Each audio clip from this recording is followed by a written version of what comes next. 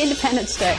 And Republican members of Congress are a bit hot under the collar. They are firing off a strong message to the nation's governors. They are telling the governors not to implement health care exchanges.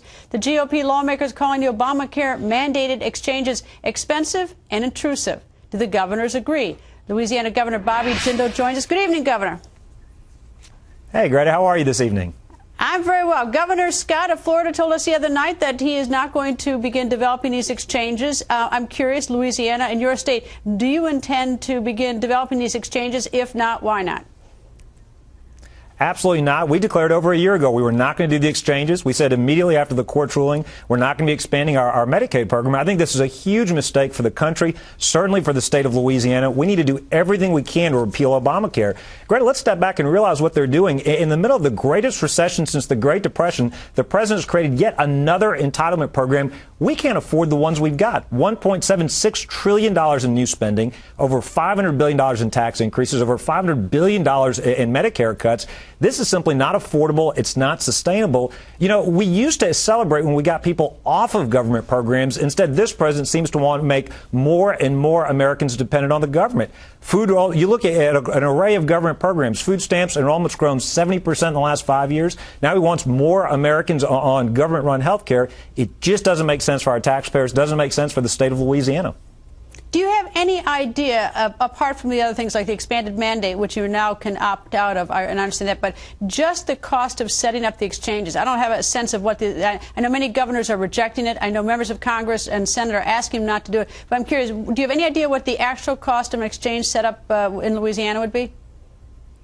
Well, we've rejected all the grants. We know from other states' experiences it could easily run in the tens of millions of dollars, but that's just the tip of the iceberg. The reality is the Medicaid expansion we've calculated, our health department calculated, the first 10 years of implementation would cost our taxpayers over $3 billion. And Greta, here's what's really scary. Over 100,000 people would then be on Medicaid that today have private insurance. We've seen promise after promise broken by this president when it comes to health care. My real concerns, not just the cost of actually running the exchanges, but what it does to premiums, what it does to employers in Louisiana, what it does to our taxpayers.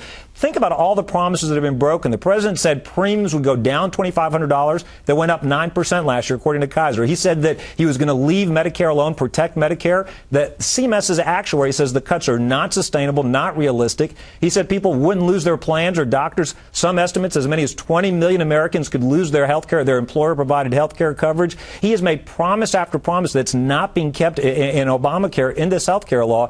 I think the real cost of the exchanges will be higher health care costs, lower quality of health care, more government intrusion in micromanaging health care. That's a big mistake. That's why we need to elect Mitt Romney, repeal Obamacare, and end this culture of dependence. Is your objection to this health statute, this health care statute, that Louisiana can't afford it, or that it's just a dumb idea, or from this is not part of your ideology as to how, you know, big government or bigger government and federalism? Which is it? Or maybe it's all three? I was going to say, is there an all of the above option? Because the reality is those are all three great descriptions of this law. The reality is it doesn't bend the cost curve down as the president promised he was going to do. It doesn't put patients and their doctors in control. Why in the world do we think it makes sense to have the government come and take over almost a sixth of the economy? Again, we can't afford the programs we've got. The government's already spending 24% of the GDP. You know, we've got a choice. Do we go the way of Europe? You know, our founding fathers were celebrating. They were declaring our independence. I don't think they intended us to be this dependent on government-run programs.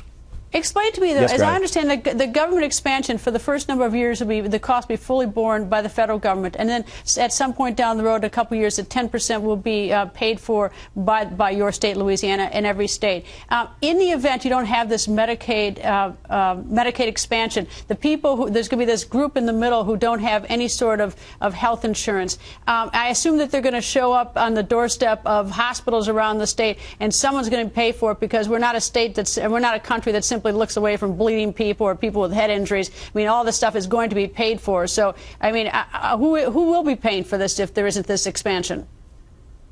Sure. Well, two things, Greta. Right now, today, Louisiana actually has already had tremendous experience in government-run health care. We're the only state in the country that runs our own government-owned, government-operated hospitals. I'll be the first to tell you that's not the best way to provide health care. We're replacing that. We're transitioning folks in our Medicaid program to privately run insurance coverage. But here's the bigger point.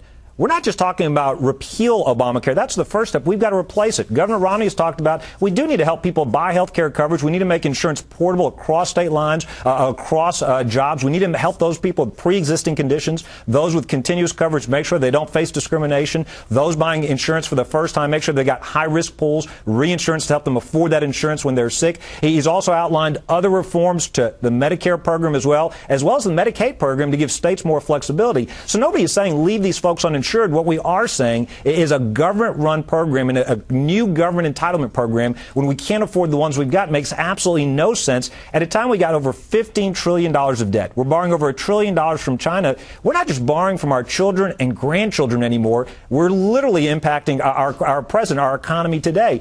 You know, the Democrats will try to attack Republicans. They'll try to say this is free health care.